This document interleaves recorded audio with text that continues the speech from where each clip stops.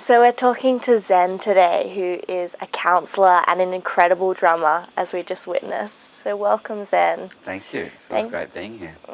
So good to have you here.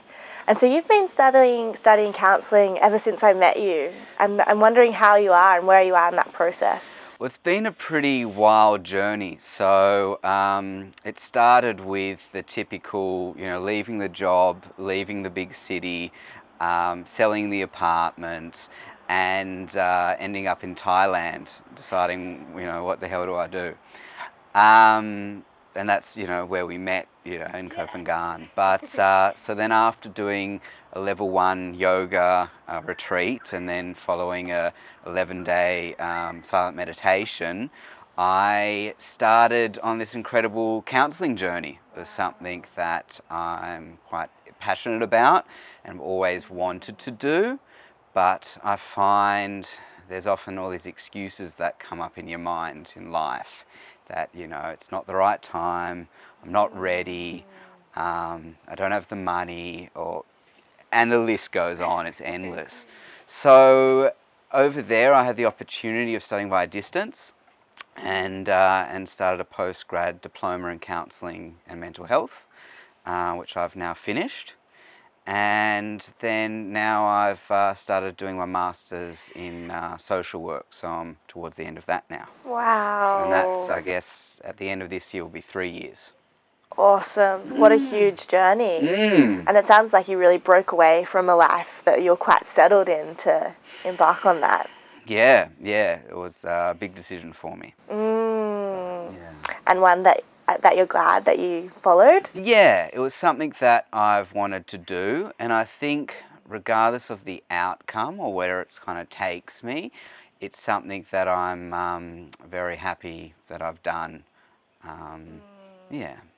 And what is it that you want to offer through being a counsellor? I guess just to hold a safe space for people to support them in their journey of what they're wanting to kind of go through or the healing that they're wanting to do, and just creating that sort of safe, supportive space for that. Beautiful. And another really interesting thing about you is your dad. He's considered a spiritual elder and is a kind of a guru figure. Yeah. And I always wonder what it's like to grow up with that kind of father. Yeah, wasn't always easy. I guess because I've lived quite eccentric lifestyle, traveling around with my parents. And that involved my father facilitating workshops within communities in New Zealand, around Byron Bay, India, and all the rest of it. And from a young child, traveling the world, being taken around to gurus and to yoga teachers, and being in and out of homes and different things with family and friends. So it's been quite an interesting trip so far. I guess following that, now my father has kind of attained quite a level where he's well regarded in his field, and they're quite big shoes to fill in the future. But no, I've had a lot of support from my parents from the get-go, and they've been really supportive in my journey so far. So that's wonderful. That's quite cool. That's all we can really ask from our parents. Yeah. Support. Cool. And what I'm really interested in is your personal journey and what's inspiring you at the moment. Well, the immediate thing's life, I guess. Life is very inspirational. But beneath that, it's surrendering to everything that we're avoiding. I think that's kind of given me the biggest breakthroughs. It's also, the most challenging when we're there, because the immediate thought is to or the easiest thing to do is run away or suppress it or avoid what needs to be done within anything, whether it's the laundry to work to things in a relationship or So what's something that you've been surrendering to recently? this idea of life and that it flows in a linear path. So I think often in society it's kind of, there's this understanding of if I have this job and then I lead to this job that you're going to be happy. And yeah, that doesn't always work out that way. And that yeah, life flows in an organic sort of path. And how that it always leads you where you need to go, even though it doesn't always look like that at the time. And the trust and allowance to sort of flow through, you know, each experience to experience. Yeah, it's big and it's beautiful. Yeah. Yeah. And that trust is something that isn't always there, because if something's happening that wasn't part of our plan, it's like, yes, what is this? Yes. But your invitation is to trust that it's happening the way it's meant to happen. Yeah, I guess I've gotten to the point where I can start to trust and to be comfortable in the uncertainty. It's huge. So much uncertainty. Life is uncertain. And that's, I think, where the whole joy and the whole dance comes from. You know, once you're able to sort of sit in with that, it ultimately, it's all okay wherever you end up. Yeah, it takes a big weight off your shoulder. Within that, I guess, yeah, I think with the journey and the only certainties, you know, the life and the death and the uncertainty of each moment. I guess the big, what I guess I'm trying to say is how everything is impermanent. And that, you know, if you can kind of sit with that for a little bit. I feel like it's something that I know for myself I avoid, like the actual sitting in and knowing that death is a part of life, and that avoiding takes a lot of energy. So it's like I'm just trying to ignore this thing that's really present in everything. But if I just sit, acknowledge that, it's like that energy's freed up to move. Yeah, to be more total in the moment. So, you know, with that consciousness and the temporariness of everything, it's that door to sort of be more joyful. Because you can say, well, I'm just going to make the most of this. It's not going to be forever. And then you can just dance with it a little bit more. I love that metaphor of dancing with life. Yeah. I really like to enjoy it, and I think that's something that I've taken from a lot of these Vipassana meditations that I've done, is that, you know, the temporariness to things and to experiences in order to be more embodied in them has been quite liberating. Yeah, I've gotten a lot of sort of joy and eases a lot of suffering, the non-avoidance or suppression. Because, you know, it's like the weather, like if it's raining or something, the immediate thing we want to do is do something about it. So, you know.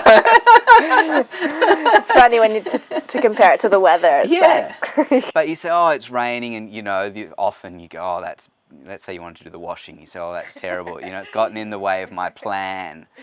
And it sort of immediately causes, you know, suffering.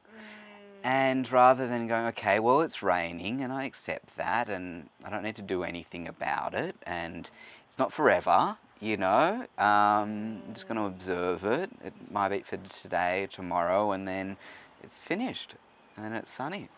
And then it gives you something else to complain about. But yeah, but I guess that's kind of been quite enjoyable for me to sort of be freed from a lot of that and that identification of being controlled by, you know, the weather or certain things. Thank you for sharing that, Zen. You're welcome.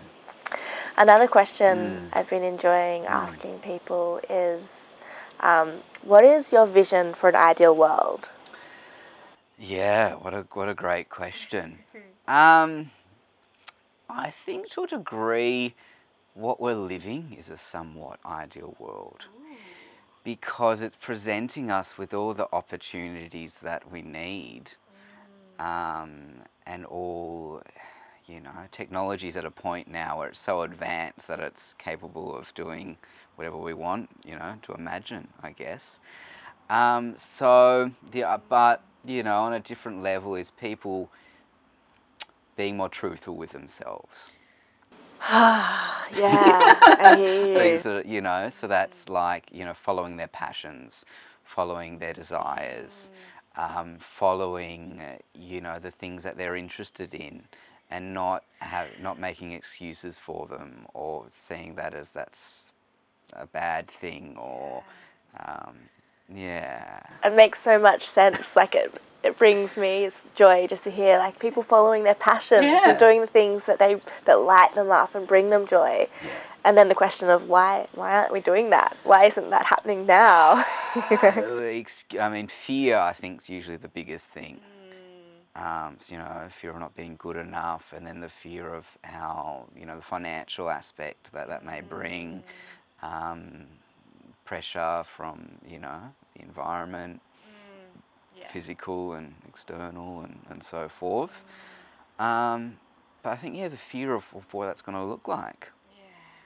And I think what I've found is, the moment you take that first step when you are choiceless within that, it's always going to be appropriate.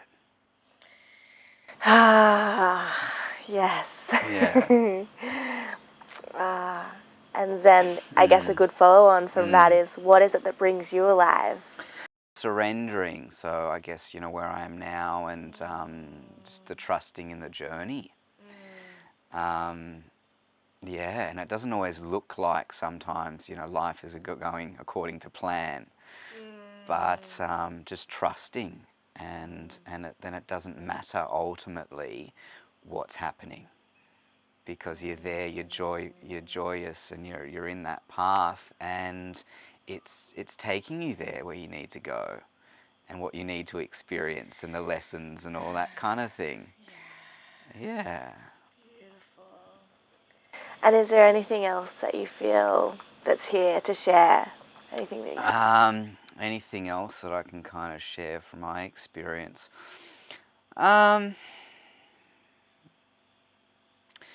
mean, first of all, it's beautiful being here in this environment. It's quite surreal, and I think it's great. I mean, having met you, now almost 3 years ago, in another side of the planet, or the world, and not, you don't know. I didn't envision this happening 3 years later, being in the couch in the middle of, nature, and how beautiful that is. To do that, and I guess, sort of that just trust in, in what's capable and possible, and this is, an example of that. It is, and it's like things just happen that we couldn't have possibly envisioned, and trusting that, like trusting. So thank you for that beautiful theme of trust and surrender that you've brought to this conversation, this moment. You're welcome. No, it's been a pleasure being here. Thank you so much, Zen. Welcome.